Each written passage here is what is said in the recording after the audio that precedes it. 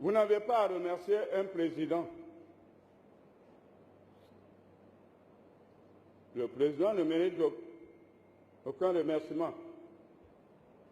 Si l'État était normal et si l'État avait les moyens, nous n'allions pas venir parler de ce que nous avons déjà gagné et qui nous semble très peu. Vous n'avez jamais demandé pourquoi on a organisé la conférence des forces vives de la nation. C'est simple. Hein? Il s'agit de vous observer.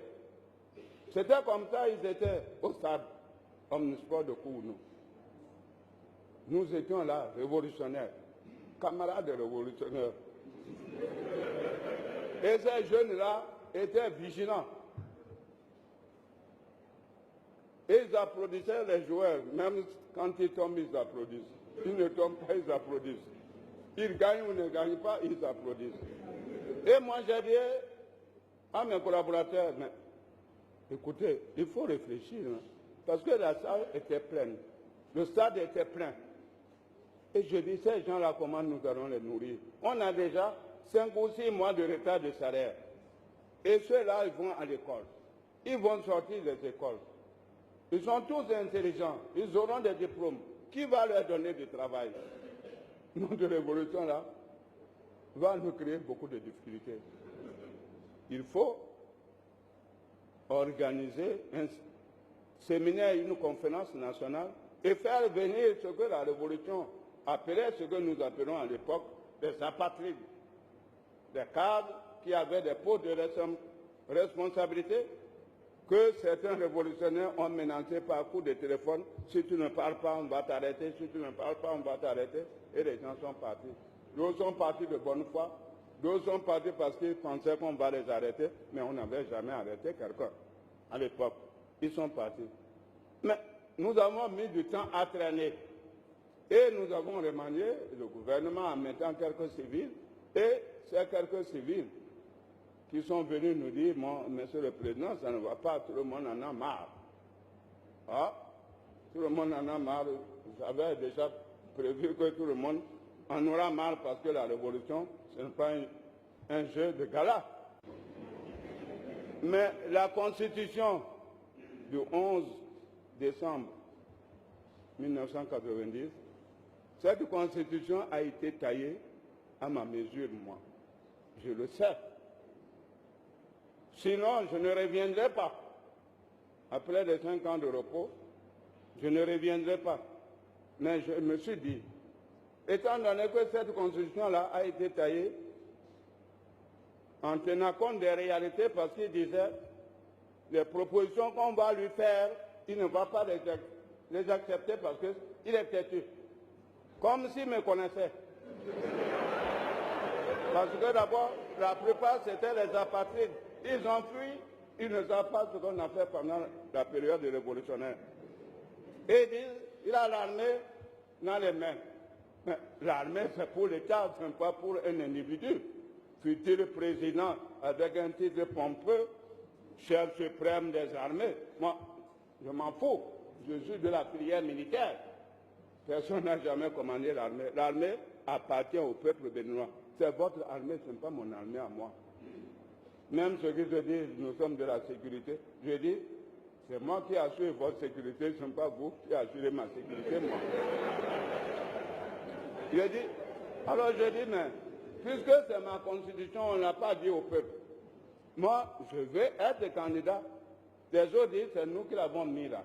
Je veux bien, je dis, si c'est vous qui m'avez mis là, venez m'enlever. Je ne les ai pas vus, tout le monde grince les dents maintenant. Ils ne sont plus avec moi. Ils disent qu'ils sont de la mouvance, ils sont quelque part, mais en réalité, ils sont de la mouvance pour survivre et non pour faire la démocratie, pour construire leur pays. Ils sont là pour se protéger, c'est pas pour moi.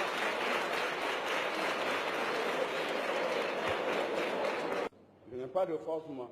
Et s'il y en avait la force, c'est pour qui? Si Dieu vous a donné la force, ce n'est pas pour expérimenter votre force sur vos compatriotes. Nous savons. Parce que j'ai cherché à savoir pourquoi la révolution a échoué. La révolution a échoué parce qu'elle était difficile pour tout le monde, non pas pour tous les Béninois, mais elle était difficile pour tout le continent africain. C'est ce que Bob Denard a dit. Son dossier est encore là, son sac est là avec ces documents, en disant, si le Bénin, ce Bénin-là que nous connaissons,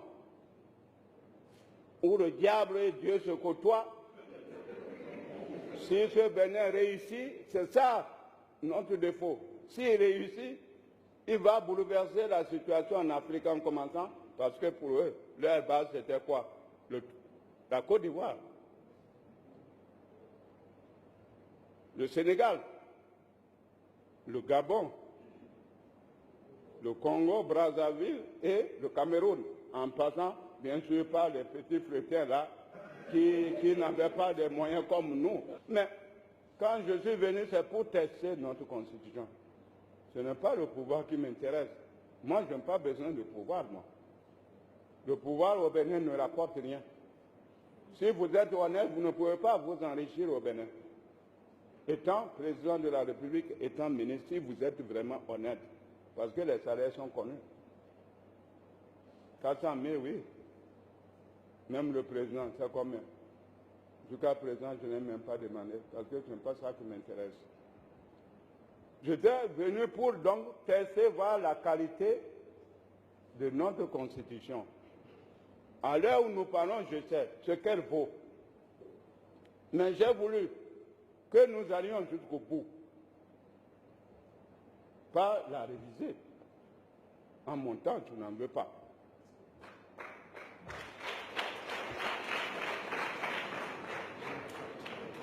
Mais, en étant candidat, si vous êtes candidat, on vous a dit, la Constitution dit, vous êtes candidat pour 5 ans. Merci. Renouvelable une fois. Merci beaucoup. Mais, vous êtes lancé dans l'aventure.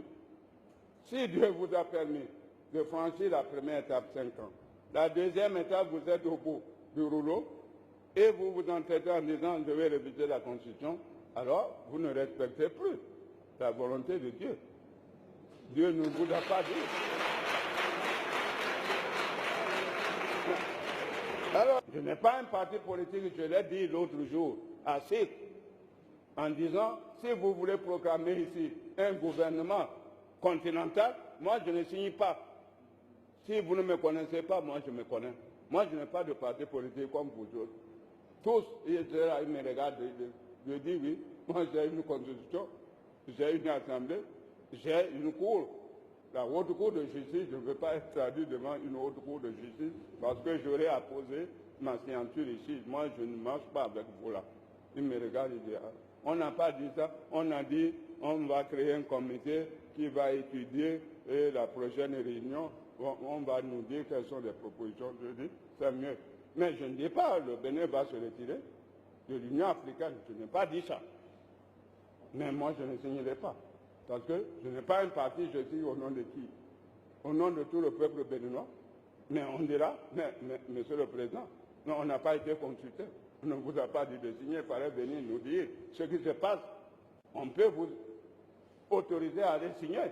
Mais si vous avez signé, vous avez pris des risques et périls. Nous, on n'est pas dedans.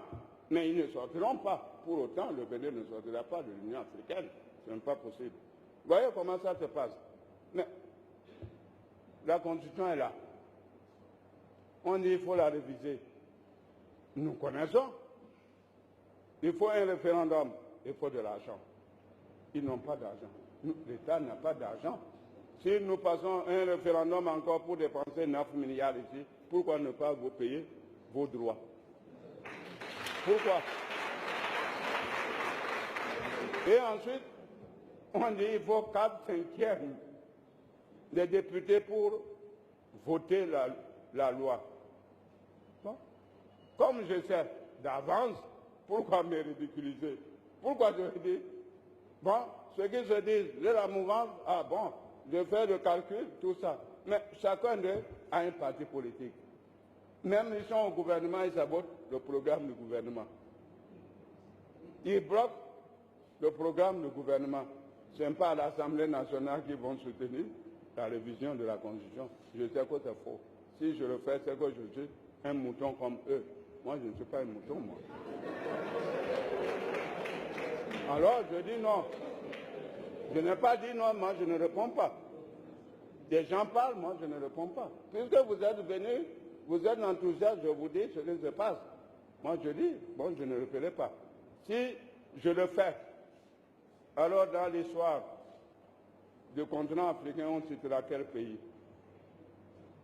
On va citer un pays qu'on appelle le Mali. Mais le Mali, c'est les militaires qui ont fait le coup, ont permis à Konaré de devenir président de la République. Il a fini 5 ans ou les 10 ans, il est parti. Alors on parlera du Mali sans parler du Bénin. Mais c'est le Bénin qui a introduit la démocratie. Alors on aura perdu nombre de dignités. Les chefs d'État, je les ai vus, tous les chefs d'État, ceux-là même qui étaient déjà chefs d'État, avant notre naissance, ils ont des cheveux plus noirs que ce que vous portez là. Ils le font pour qui? Pour endormir des femmes, des jeunes filles. Et ils disent, mais ils ne savent même pas que tout ce qui est blanc comme mon frère là, c'est nous qui attirons des jolies femmes vers nous.